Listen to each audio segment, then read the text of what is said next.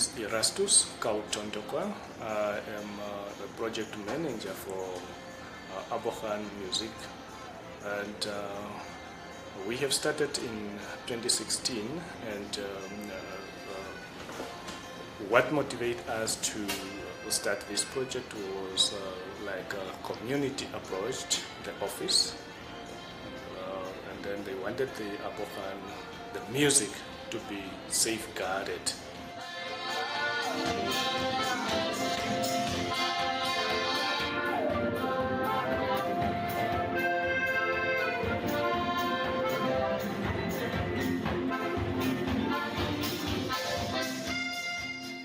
I am Matilda Joseph, the Chief Arts Extension Officer in the Directorate of Education, Arts and Culture, Hardap Regional Council. I am part of the Abohan Music Corp Kansikasiku project that was started through the National Heritage and Culture programs. The program is all about the unique sound and knowledge of Nama traditional music. My name is Lawrence Fernando Swartboy. I'm a Regional Arts Extension Officer at the Aras Regional Council under the Directorate of Education, Arts and Culture. I have been assisting the Cultural Office on this project. Project name Abohan Music Op Kansikasiku, a project that is on the safeguarding of intangible cultural heritage, and especially the Nama music that has been enlisted as an element that is under need of urgent safeguarding at the UNESCO's list of elements. What motivates the community, they've identified the gap between the old and the younger generation, in as much as the younger generation are able to dance to the music, they do not know how to perform it, to produce it, so to say, and they do not know how to produce the traditional instrument that can produce the music.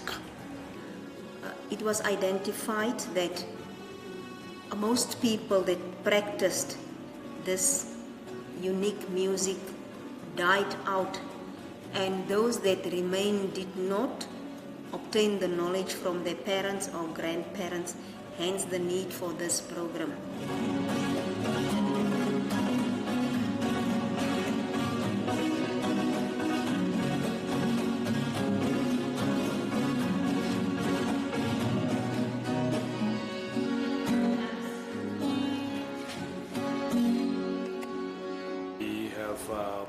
Concerted community. Firstly we went to like areas where the music is mostly predominantly performed. The area to the south of Namibia, and this I mean Berseba, Kwakanas, Gibeon, Maltaheim, Mariental. We came in Chuarongo, we go to Otavi, and we went as far as other areas that I haven't mentioned here. So that's most of the community as individual performer and traditional authority have granted their consent on this. My name is Johannes Penyambeko. I am the Rongo Regional Culture Officer based in Swakopmund. We have been working on the Abohan Nama Music Project for the past 3 years. We have actually implemented a lot of activities. I would say the first activity was when we contracted Museum Association of Namibia to design and print brochures and exhibition. We have printed 3 Nama music exhibition, 5 ICH exhibition, 1,000 Nama music brochure, and 1,000 ICH brochures. So the project was implemented in 3 regions, namely Karas region, Hardap region, and Irongo region. In Irongo region, we only have a small settlement named Utusep. In Hardap region, it was in Wakanas, called Wakanas, Amperbo, and Malta here, Taweb Kaus is the name.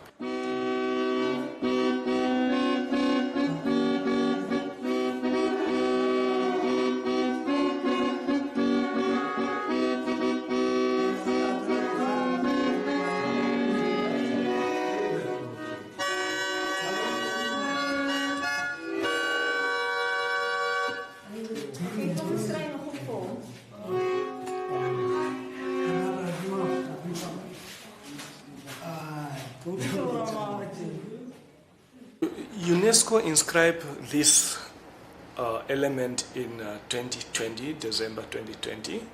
And then at the same time, they granted us the funding for the safeguarding of the project. And we still have to go back to the community to inform them of the commencement of this project and to look at the activity that has to be implemented amongst the community.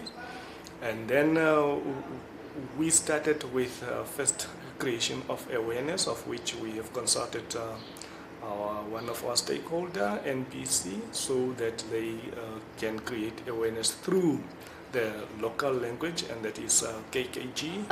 After now the exhibition of the materials, we now went into the community where we identified crafters who served also as music instructors. We now hosted the workshop in Windhoek, where these instructors were now to advise us on the instrument they wanted us to buy for all their 7 centers.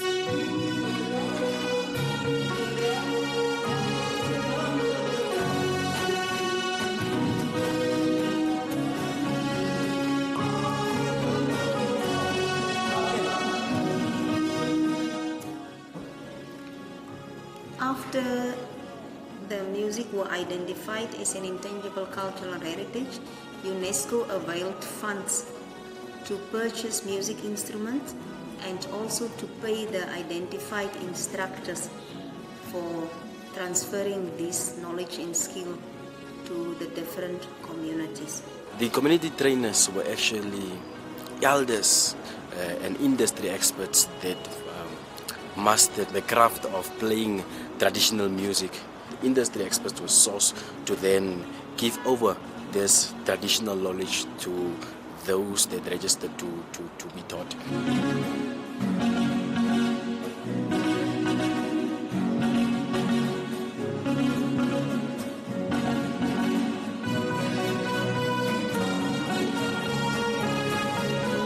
After deliberations with traditional leaders, community members, and other people of knowledge involved, we opted to buy several music instruments. We bought 6 guitar bag, 14 harmonicas, and 7 adapters, 2 keyboard stand, 5 accordions, and 1 bongo set, as per their advice.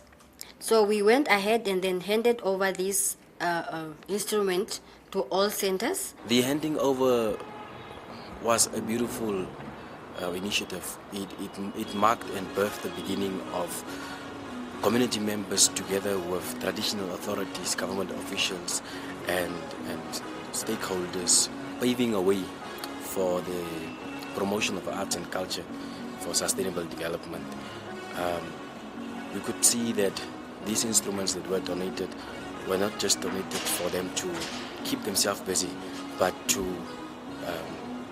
teach young people traditional music, to keep the music alive.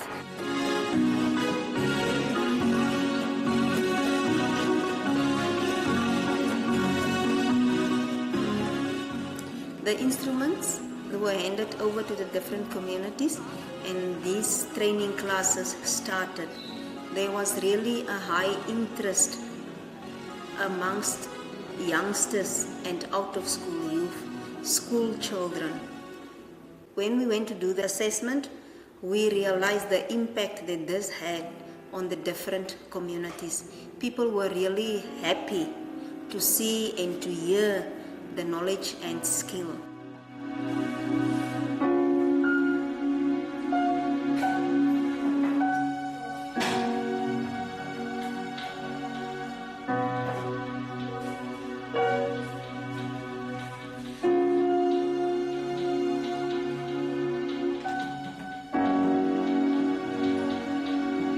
Music teaching program started in 2024, June, and we contracted those music teachers for 4 months initially, but then we extended it to 6 months.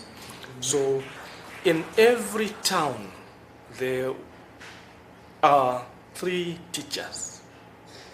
One is teaching, say, for example, as they are producing music, one is on the accordion, one is on the guitars, and then the other one is on the keyboard. So the main component of producing the music.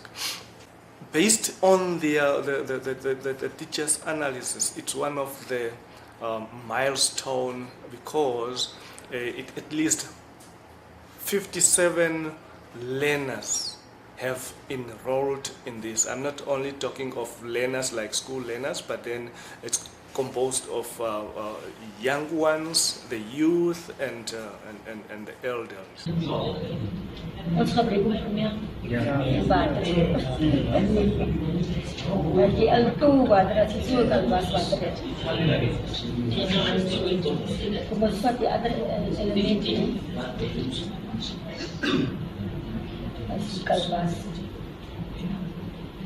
The success of this project, it was entirely depending on the community members' effort and willingness to support and preserve cultural heritage for sustainable. Now that the project has come to an end, the Directorate of National Heritage and Culture Programs will continue with the awareness raising campaign with the help or the assistance of the printed materials. So the community member has also vowed to continue with the training regardless of the fund. First of all, you could see that participants really were appreciative. Collaborative efforts have been made, especially when it comes to now trying to fuse industry experts with the current Namibian educational curriculum. Conductors were thinking of having cultural festivals where they could now educate the teachers, the learners on the oral traditions and the cultural heritages and the norms that are not spoken about. Collaborative efforts like workshops, festivals, competitions, and also just exhibitions where promotion of arts and culture through educational development is one approach that can be taken. When it comes to also the educational side of things, the industry experts are not really well vested when it comes to music theory. So training in that regard would also be something that we can work on. And that has been worked on as well. The project were very well received by the different communities, and we just hope that now that it is about to come to an end, that the communities will continue with transferring these knowledge and skills to the youngsters. As the project funding come to an end, the music teacher vowed to go on with the music teaching. And that is the welcome from our side, because what we need is sustainability and viability of the music. We need the young one to acquire the knowledge, to acquire the skill. And not only the skill, because the music is not only about performing, it tells the story. And within that music, there is a story being told. And this transmission is what we want.